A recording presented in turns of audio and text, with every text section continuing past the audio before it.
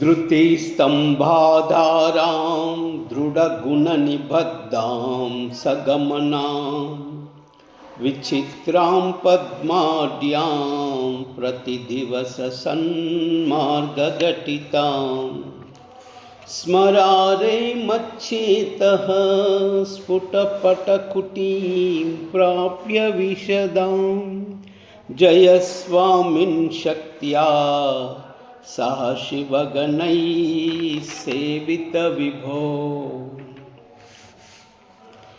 प्रलोभाधैर्याढ्या हरनपरतन्त्रो धनिगृहे प्रवेशोद्युक्ता संभ्रमति बहुधा तस्करपते।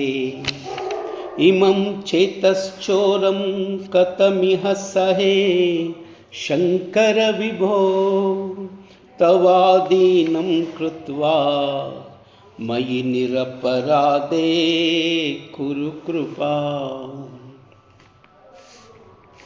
करोमि तत्पूजां सपदि सुखदो मे भव विभो। विदित्वं विष्णुस्त्वं दिशसि खलु तस्या फलमितिः।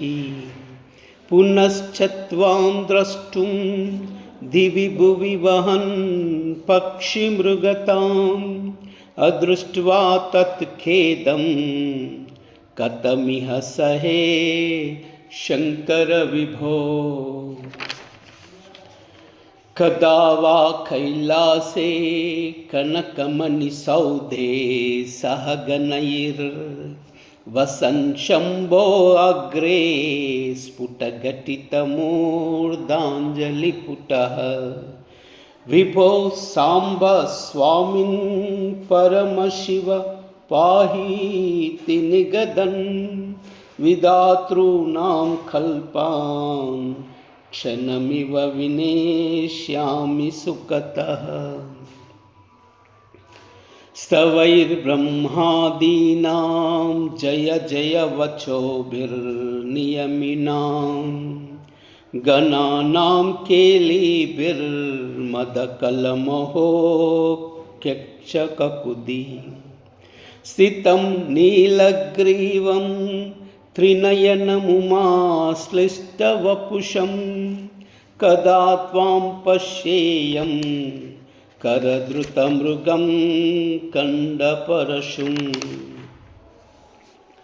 कदा वा त्वां दृष्ट्वा गिरिश तव भव्याङ्घ्रियुगलं गृहीत्वा स्ताभ्यां शिरसि नयने वक्षसि वहन् समाश्लिष्याग्राया स्फुटजलजगन्धान् परिमलान् अलभ्यां ब्रह्माद्यैर्मुदमनुभविष्यामि हृदये। करस्ते हेमाद्रौ गिरिशनिकटस्थे धनपतौ गृहस्थे स्वर्भुजा मरसुरभिचिन्तामणिगणे शिरस्ते सीतांशौ चरणयुगलस्ते अखिलशुभे। कमर्दं दास्येऽहं भवतु भवदर्धं मम मनः। करस्ते हेमाद्रौ गिरिशनिकटस्थे धनपतौ गृहस्थे स्वर्भुजा मरसुरभिचिन्तामणिगणे शिरस्ते सीतांशौ चरणयुगलस्ते अखिलशुभे। कमर्दं दास्येऽहं भवतु भवदर्धं मम मनः।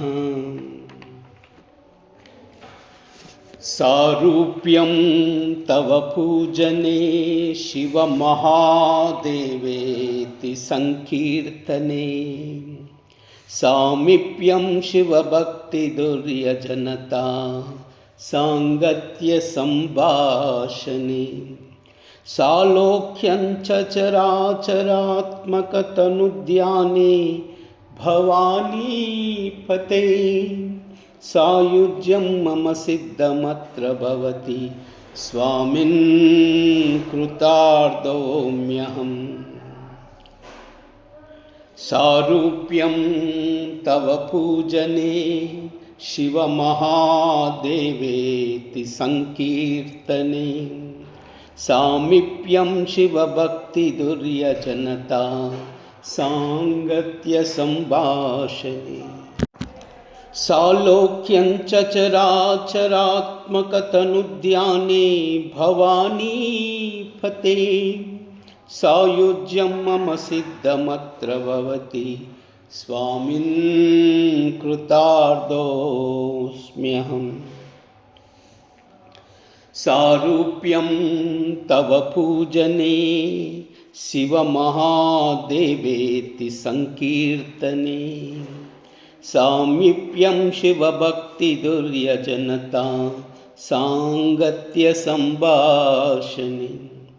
सालोक्यं च चराचरात्मकतनुद्याने भवानीपते सायुज्यं मम सिद्धमत्र भवति स्वामिन् कृतार्थोऽस्म्यहम्